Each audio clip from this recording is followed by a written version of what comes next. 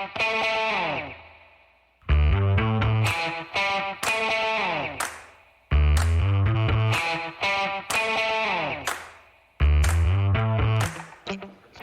folks. Welcome to another episode of Film Study. This is Ken McCusick.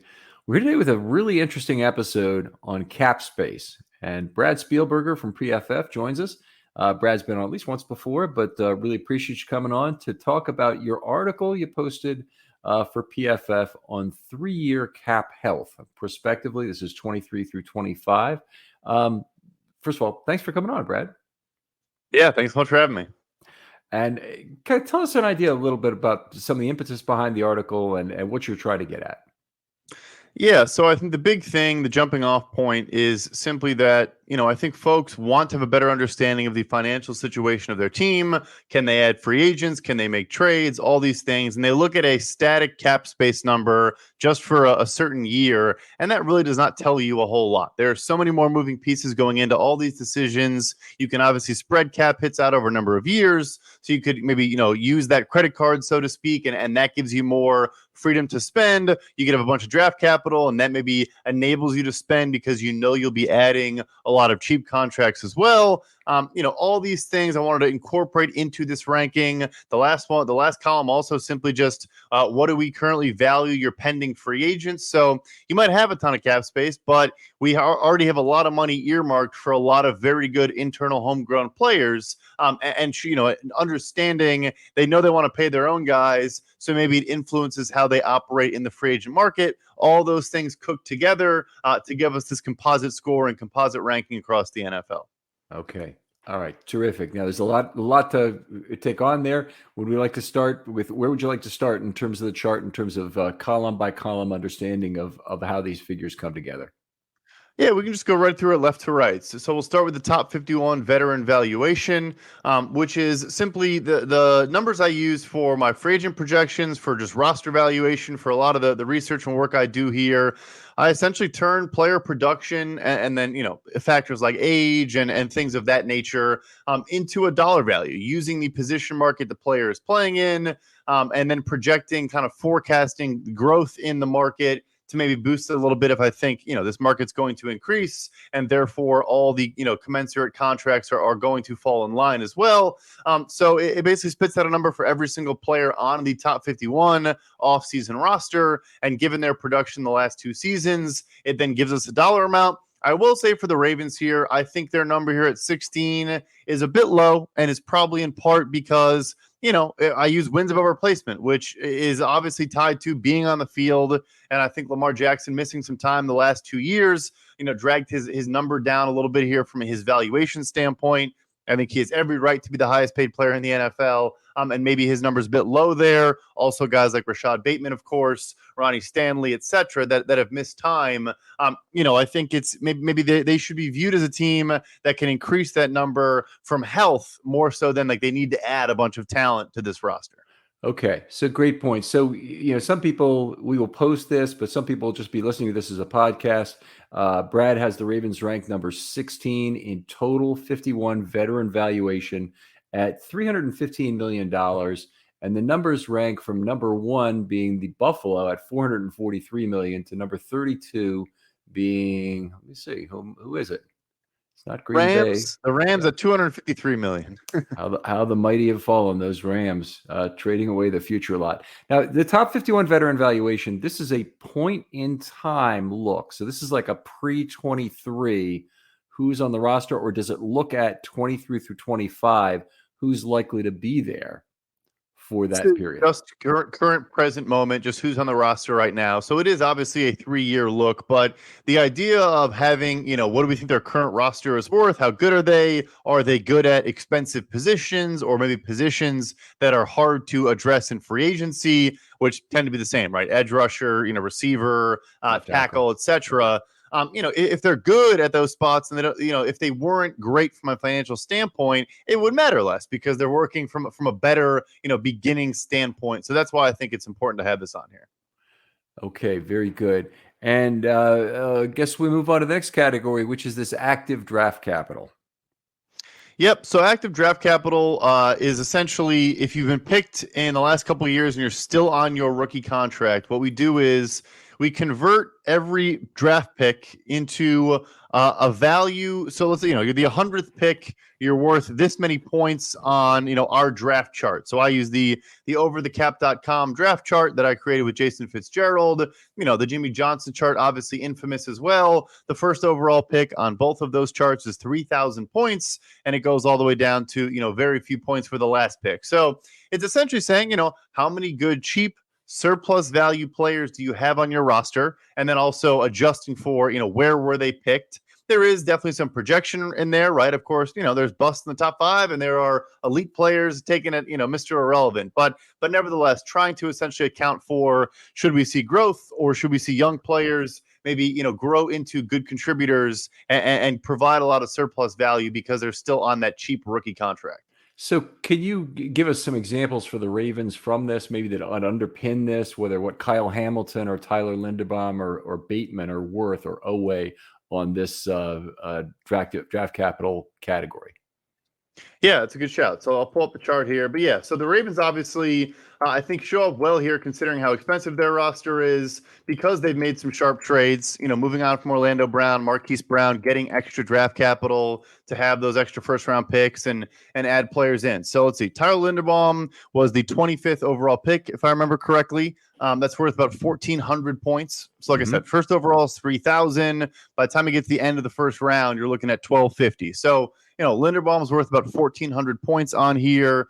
Bateman was about 27th pick. He's about 1,350. So, good chunks. They have obviously the 4 first-round picks with Odafe Owe as well. This year, they obviously did not add a whole lot with the Roquan Smith trade and things of that nature, but they do have a good backlog because of those, I think, prudent and frankly sharp moves to kind of, get all the utility out of Orlando Brown and Marquise Brown on their rookie deals and then let somebody else pay them on that second deal. Yeah, I would certainly agree. I thought what they got for Marquise Brown was highway robbery in terms of what they were able to extract from the Cardinals on that deal. I'm with you. Yeah. So in terms of that, you didn't give me a number for Hamilton though in that number because he's the highest draft pick for the Ravens in many years since Ronnie Stanley. What would he be worth in terms of that? Yeah, so he was 14th. The 13th or 14th overall pick, right? 14th. Yeah, so about 1,670. So, a good chunk of points there are all coming from those first rounders, no question about it. Okay, so one of the things, and we were on talking before about the Spielberg Fitzgerald draft valuation methodology, and one of the things that's true is a very much flatter metric than Jimmy Johnson. Jimmy Johnson has that very high skew. It sounds like still between 1 and 14, or maybe 1 and let's say about 20. You go down to about half of the value of the first pick, but that still is. Yeah. No, I apologize for cutting you off. No, it's ours is much flatter than Jimmy Johnson and probably any of them out there, frankly, and it still does have a pretty steep drop off. Yeah, I mean, you look historically at draft classes, there are not many guarantees outside of the first 15, 20 or so picks. Okay. All right, fantastic. And one of the things we talked about that I don't know if you guys have considered as a version 2.0 adjustment to it or whatever is, do you have a notional way to subtract out arithmetically or otherwise deal with the replacement level such that when you're drafting players late in a draft, you understand what I'm saying? Yeah. So it's interesting. I mean, to a degree, it all ties back. These values, the numbers are tied to contracts, right? And so it is actually comparing, like what the number values represent is actually the where a player lands in their position market, the expectation, right? So, for example, if you're the first overall pick, we think you're going to sign top of market. And if you're the 20th overall pick, frankly, an average or median outcome is you'll sign like mid-tier market, so that's kind of how you tie it back to, if you wanted to subtract basically a minimum salary or a veteran minimum from that number and say, this is the value above a just like standard replacement player. I suppose you could go about it that way, but it is something we've talked about of kind of because the whole impetus was have one market, the draft pick market and the veteran dollar market all be together and be cohesive. And I do think a potentially, kind of controlling specifically for what is this player worth above what would have been on the roster instead of him is probably another good thought and good avenue to go down. Okay. All right. Fantastic. So let's move on now. So this Active draft capital doesn't mean exactly what I thought, because most people think active draft capital, you're only looking forward. It's not looking forward at all. It's not looking at 2024 expected draft position or anything like that, or any surplus draft picks those teams may already own. It's all about what players are on your roster and where were they drafted, and only those that are still on that first contract. Yep, that's correct. Okay, a fifth-year player from the first round, is he included? So if you're on a fifth-year option, you probably would still qualify here. I'm trying to think how I treated it. No, I did not. I removed fifth-year option players from it. It is really trying to represent getting cheap discounts. So that was something I kind of went back and forth on. But yeah, fifth-year option players are not included here. All right, outstanding. And then we look at 2023 to 25 cap space in the next column. What are we measuring with that?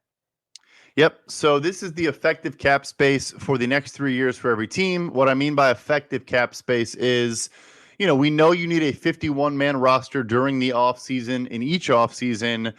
So when we're looking at 2024 and 2025, the amount of players under contract for each team vary. So one team might have 40 players already under contract for next year. Another team might only have, 28, 29. We essentially, the distance between 51 and what you have, so let's say you have 31 players under contract, we know you need to fill 20 spaces on your roster. We'll multiply 20 by a minimum salary, and that essentially gets deducted from your cap space, because effectively you do not have that cap space. If anything, that's actually still an underrepresentation, because of course you're not just going to add 20 veteran minimum players. But anyway, that's what it is. So this year's current cap space is obviously a normal number now that we have 90-man rosters in July, and then the next 2 years get adjusted a little bit, and then it's all 32 teams. There are 3-year cap dollars as of today. Let me read that back to you, because I want to parrot it back, make sure I have it right. So it's 51 minus X, where X are signed players for each of those next 2 years, times min salary. So it's probably some sort of projected min salary for 24 and 25, right? Or do you well, we know those. So we know the minimums, yeah, from Article 26. They're listed out for the whole next decade. That's great. Okay, so but they're sliding scale then already to have those increases built in there, subtracted from available cap dollars over that 3-year period. Is there any 2026 cap? Well, sure, there's prorated bonuses from 26, for example, that are already spent that might go further than this, but you're looking at a 3-year picture on this. Okay. Yep. So that, I think that makes a lot of sense. So in that category, this is where the Ravens don't look so good. So if you listen to people on Twitter, the next wide receiver is always affordable to the Baltimore Ravens, no matter what. It's so just go out and use the credit card. You show the Ravens with a 3-year cap number of only $101 million, which is 24th in the NFL. Yeah, no, I mean, look, they have signed a lot of good, homegrown, talented football players, but they're currently 3rd in the NFL right now in cash spending for 2023, just under $300 million in cash spending this season, on a $225 million salary cap. So, yeah, I mean, they could add some pieces here and there, but I would side with Eric DeCosta this time around. I mean, they made a massive expenditure, in my opinion, for Odell Beckham Jr. Like, they really stepped up and made some of those moves. But, yeah, they're not being stingy. They are spending a lot of dough. They have 7 players now making at least $14 million per year. There's only one team above them with 8. Which is now I'm blanking. But anyway, like they are, they're not going to call them top heavy, but they are an expensive roster. The first use that I'm aware of, it may have happened in the distant past, but in terms of the modern, last 10 years or so, I don't remember the Ravens ever using void years before. Now they have at least 4 players who have void year contracts for after 23, yeah, which means they're going to be free agents. That's Aguilar, Pierce, Edwards, and Beckham. And none of those guys are going to be around. That effectively means in 24. I guess they could be re-signed, but they'll be re-signed at the market value at that point. How much of a trend is that in the NFL? How many teams are there in that kind of a position relative to the Ravens? Yeah, so pre-COVID, there were only a handful of teams that really, dipped their toes into the void year waters, kind of tried to avoid it. Some teams, or football administration departments, I guess I really should say, just really try to avoid the practice altogether. The Atlanta Falcons still just have one contract in their entire roster that includes void years. But the Ravens, it's pretty standard. I mean, COVID forced a lot of teams to kind of have to do it to be able to navigate the drop in the salary cap in 2021 and still keep their talent on the roster. So the Ravens are not like out in some outlier position from a void year standpoint, but they do have a ton of prorated money, which we'll get to. Okay, fair enough. Okay, so in terms of why the Ravens went to the void well as much as they did, how much of that, in your opinion, was due to the fact that Lamar Jackson might have had to play on the tag this year? They might have been in a position, and so they had to find a way to free dollars and whatnot. Whereas DeCosta's made the point that when Joe Flacco was re-signed, they didn't have a net that they were working with. If he was going to leave in free agency if they couldn't come to a deal.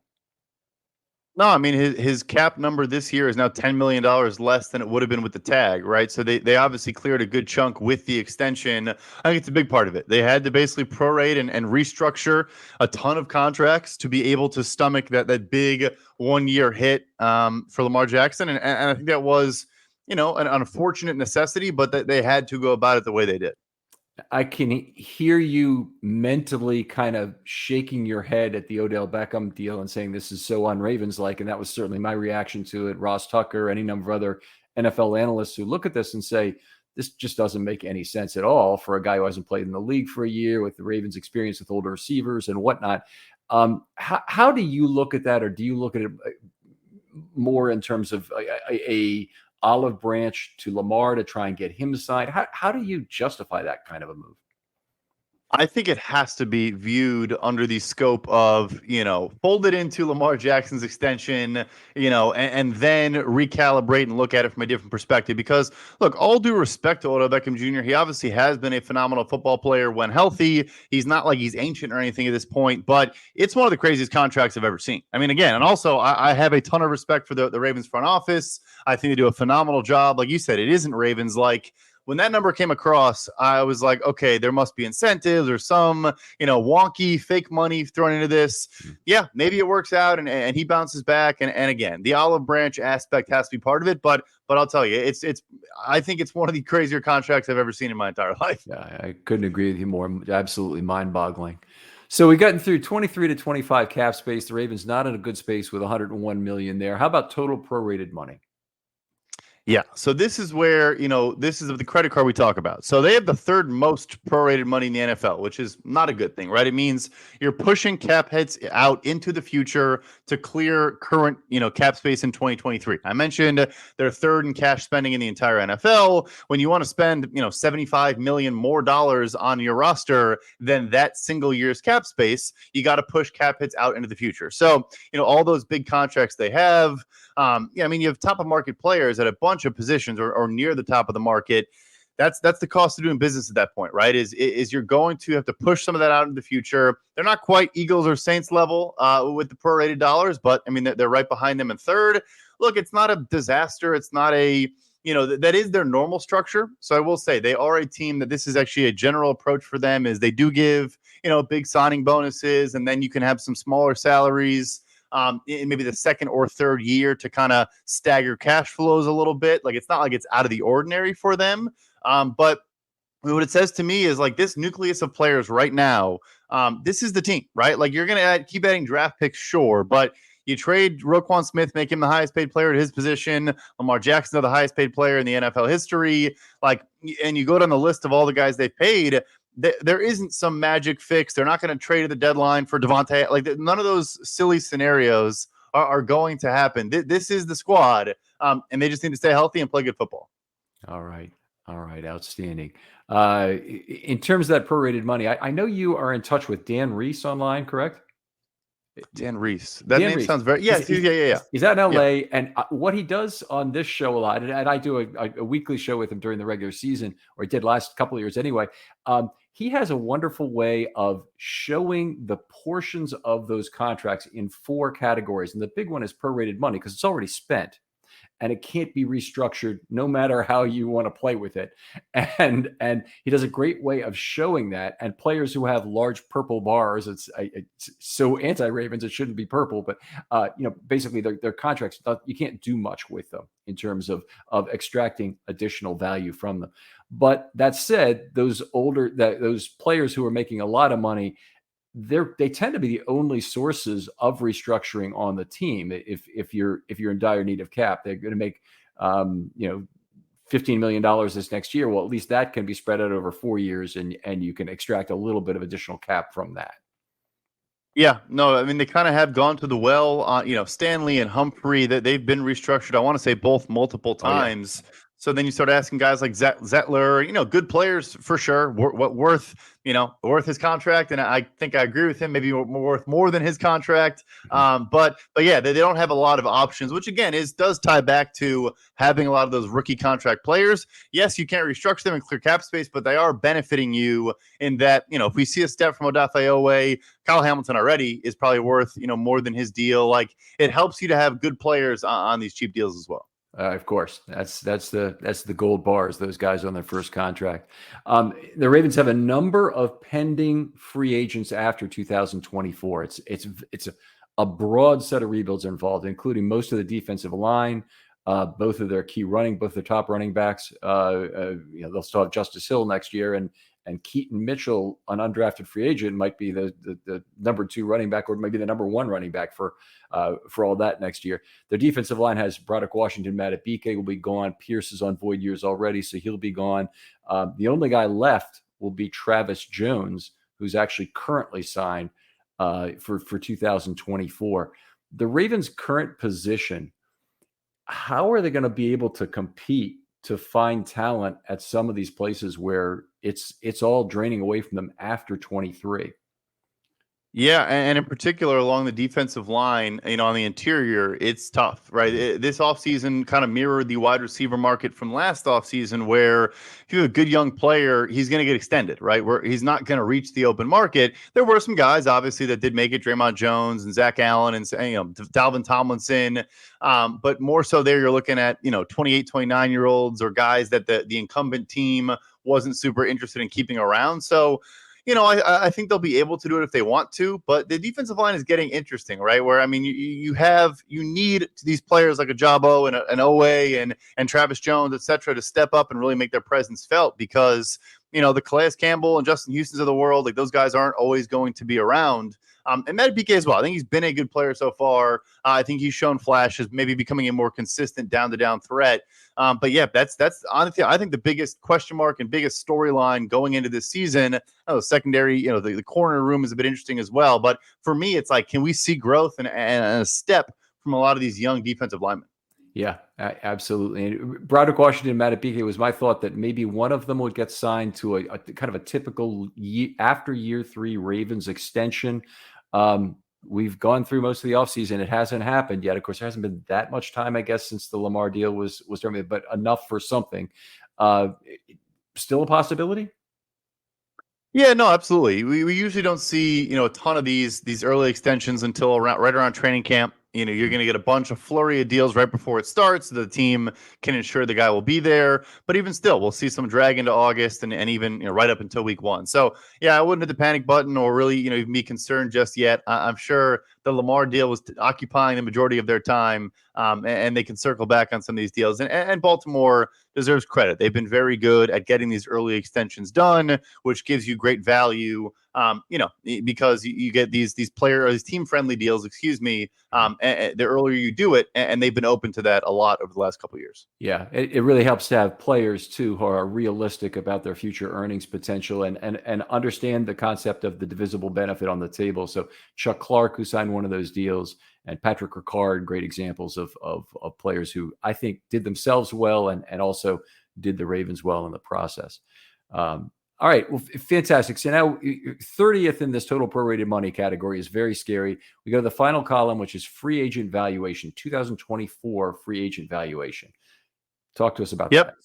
Yeah. So this is, and again, it is a projection. It's not trying to guess what they're going to do in 2023. So it is a dollar value as of today, but essentially, what we think each player is worth on an APY basis in the open market. So you'd take Matabike, you'd take their lengthy list of free agents and essentially put a dollar value on all of them. Kevin Zeitler, Rock Ya-Sin, Patrick Queen. Tyler Huntley does factor in now as well, which is interesting because he probably has maybe an outsized value just because he's played a good chunk for a backup quarterback. But yeah, I mean, Michael Pierce, like it's a decently long list of pretty solid football players. And I do think there are some years where, a team shows up super high on a list because they have quantity over maybe quality. Like they may not be dying to keep all of those guys, but those are contributors and guys that play meaningful snaps for the team. But anyway, the number there is adding up all those projected APYs together, and it's essentially trying to reflect, like I said earlier, yeah, you have cap space, or yeah, you have whatever, but you need to go out and add or retain your top end homegrown talent, and that's obviously you have money earmarked for that working against you. Okay, so I'm looking at the 155 million in this last column and the 315 million in the first column. Are the units of dollars in those cases timed similarly? Can I treat those as being the same? Or is one of them really 2024 dollars or 2024 replacement cost, and the first one is 2023 point in time, top 51? Yeah. So the tweak here is the final column with the free agent valuation. The inputs are still the same, but what I then do is I really just project growth in line with the salary cap at a position each year. I don't get into like, oh, I think these guys are going to extend it, or the market's going to grow, which I suppose I could. For example, the interior defensive line market or the wide receiver market last year, we obviously knew they were going to explode, but nevertheless, I would still say, okay, here's this player's production, here's his age, all these things. And then I'm going to input it into a model that has, here's where we think the position markets are going to be in 2024, as opposed to where are they right now. And so it does obviously, upwardly adjust, all those numbers a bit. Can you give me a sense of the overall inflation year over year between 24 and 23? And I know it's position dependent and whatnot from what you just said, but is that 155? Is it 135 in terms of 2023 dollars? Is it 120? What might it be?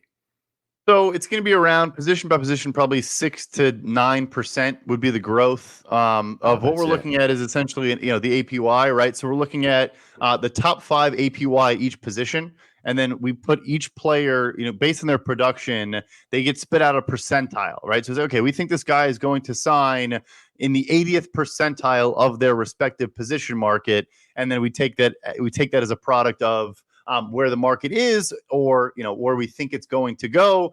But yeah, so the growth is just we look historically at how much the positions tend to grow year over year. Like you said, yeah, quarterbacks 15 and running back right now is 0. So obviously it does vary, but I would say probably 6 to 8% in that range is probably about average. Okay, so you could do a little math here with me here. If I said, let's say 8%, because I think the math works out pretty easily, that might be 12 million more, since we're looking at 155 million of 2024 valuation, than what those players would be worth today. Okay, roughly. Yeah. Okay, so maybe 143 million. So if another way to look at this chart would be to say that of 315 million in current value, 143 million is going to be free agents at the end of the year. Is that fair? That is. The thing is, yeah, no, it's a scary number. Yeah. So the thing there I would say is, for starters, so the rookies, like the true rookies, not rookie contract, but 2023 draft picks are not in the top 51 roster valuation, even if they do fall in the top 51, which obviously some do, because we have no data on them. And I don't want to just, input a proxy wins above replacement or anything like that. I want to see them play some football. So that is a factor as well. Okay, fair enough. So the Ravens going to be more dependent than ever on the draft from the looks of this, from the amount of spending they've done for this year. What would be Eric DaCosta gives you a call on the phone and says, Brad, I've got to get my cap under control somehow, or I need a prospective valuation that'll help us do the most winning over this Lamar Jackson contract. How should I adjudicate my spending over the next several years? What would you tell him? I genuinely would start with, I think the smartest thing that they could have done was moving on from Brown and not locking into more large scale contracts. Yeah, I mean, I would say, look, I wouldn't be trading away draft capital more either. I think they probably saw value in a second and a fifth round pick for a player they clearly think is maybe the best player at his position. He obviously came in, Roquan Smith, that is, and played very good football down the home stretch for them. So they probably feel good about where things stand. But I would say now is kind of the time to this unit, this group of guys, this core, they're going to either make or break. And you need to kind of add depth around them and rotational players, maybe some, another veteran like Justin Houston for a 1-year flyer that comes in and plays 400 snaps type of thing.